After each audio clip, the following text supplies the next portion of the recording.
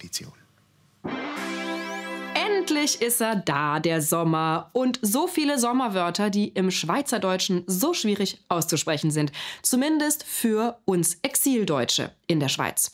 Deswegen kommt hier die korrekte Aussprache Schweiz-Edition für euch zum Lernen mit Beispielsatz. Zuhöre und wiederhole.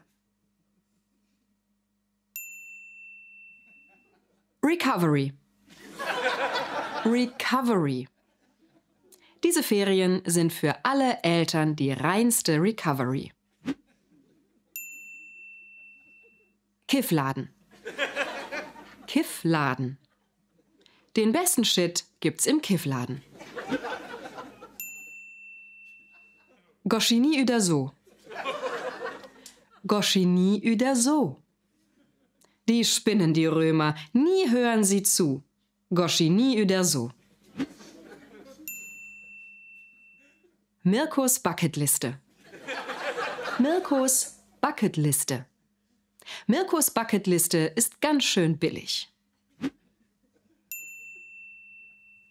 Chatte. Chatte.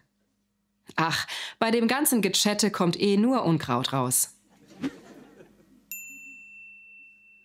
Vergnäst. Vergnäst. Am nächsten Morgen war Reto vor lauter Müdigkeit ganz vergnäst. Herzscheiße mit dem Buddy. Herzscheiße mit dem Buddy. Verliebe dich nicht in deinen Kumpel, sonst hast du ganz schnell Herzscheiße mit dem Buddy.